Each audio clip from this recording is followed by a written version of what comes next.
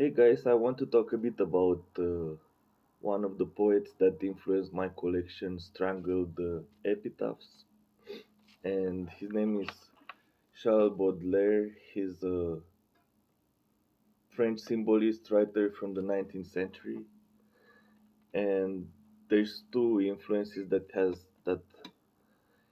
he has on my poems and that I find interesting about him.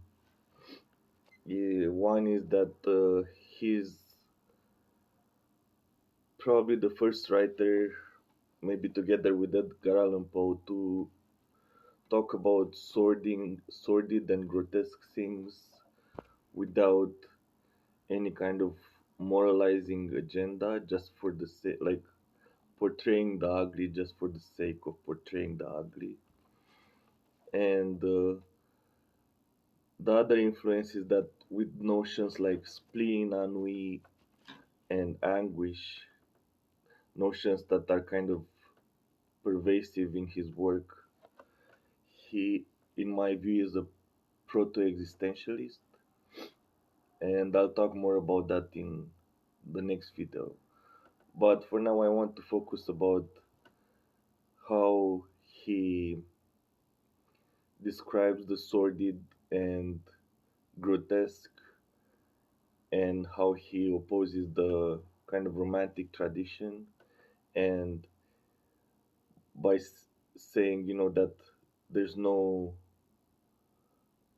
redeeming quality, and everything that the artist is supposed to do is just to picture or portray the grotesque with no like moralizing agenda or not no redeeming quality to it. So this in comes out clearly in his poem A Carcass. A carcass. Remember, my love, the object we saw that beautiful morning in June. By a bend in a path, a carcass reclined on a bed sown with pebbles and stones. Her legs were spread out like a lecherous whore, sweating out poisonous fumes, who opened in sleek invitational style her stinking and festering womb. The sun on this ratted nest focused its rays to cook the cadaver till done, and render to nature a hundredfold gift of all she's united in one.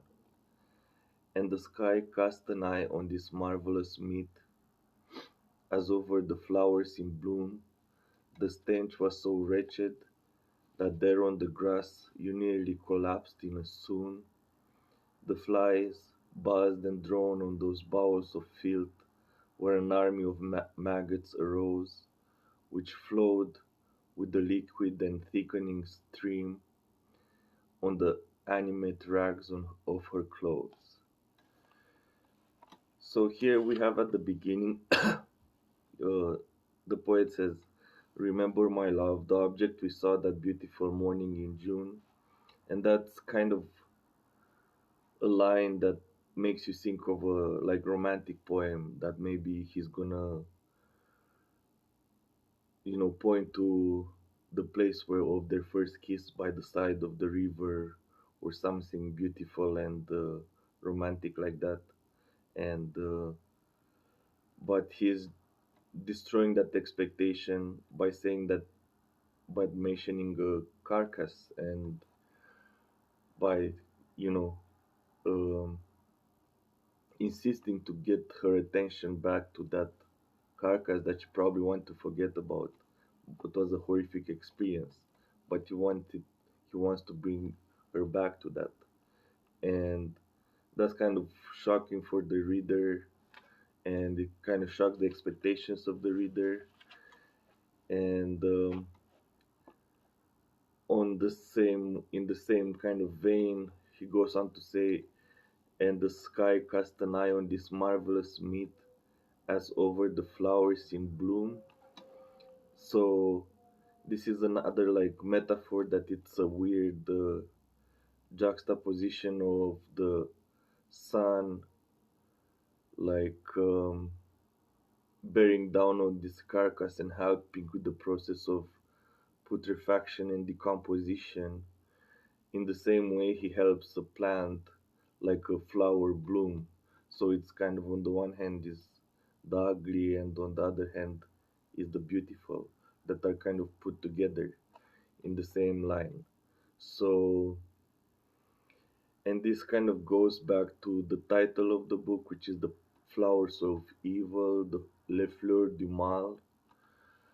And it can go either like he's juxtaposing the idea of a flower, the beautiful flower, with the idea of evil. And or another translation, you can say that mal means disease, so it would be the flowers of disease.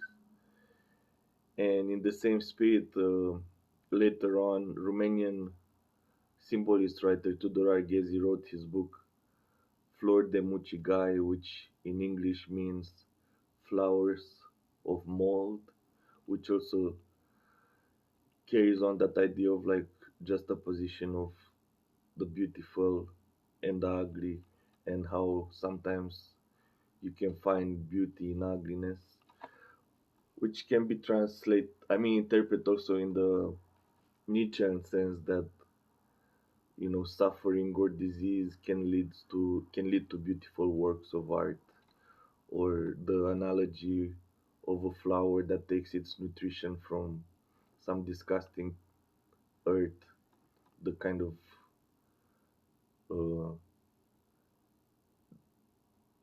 the roots that grow into the earth. So the roots and the earth are not necessarily beautiful, but the flower itself is beautiful. And yeah, well, that's one of the aspects that I love about Baudelaire, and he's the first one to kind of have this shocking style, and he extends this um, kind of outlook to his descriptions of urban decay and debauchery, to his talk about criminals, beggars, or ruined old people, his snapshots of like Parisian life, and kind of the decay of society, and all of these portraits, like as opposed to some of his contemporaries like Victor Hugo and Charles Dickens. Um, he has all these snapshots and portraits, no redeeming quality. There's no redeeming quality to these people. Um, and there's no morals to the story. Everything is just about the ugliness. It's about the sordidness, the decay, just to capture that as faithfully as possible with almost clinical precision.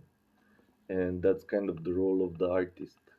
And there's nothing else to it, just to try to capture that with precision and in a style that is beautiful. And there's no hope. Is kind of like what he's taking are snapshots of hell, and there's no hope. There's no more grandiose value that all of these things should point to or serve, except the beauty that the poet is able to create out of them, that the artist is able to create. And if you can think, we can think of another analogy is, let's say, in contemporary horror fiction, you have people like Dean Koontz and Stephen King in some novels, and they have the battle between good and evil, and they talk about all these kind of disgusting things, but it's always the battle between good and evil. And mostly in like Dean Koontz's book, it's like he's very preachy, and he's talking about redemption and how God, the good triumphs and things like that. But on the other hand, you get, let's say, the splatterpunk subgenre, in which it's all about like butchery and gore and the most macabre and grotesque kind of situations and images with uh, no hope in sight, as it were. So that's kind of what Baudelaire did in the 19th century, what splatterpunk does in the 20th century and now with the horror fiction. It just kind of takes away any kind of moralizing aspect, and what is um, its main focus is just kind of capturing decay and what the eye normally wants to avoid, what people think it's taboo, and try to bring it to the attention of the reader and just kind of start an attack on the reader. And yeah, that's what Baudelaire did in the 19th century. So it was one of the features of his work that really inspired me.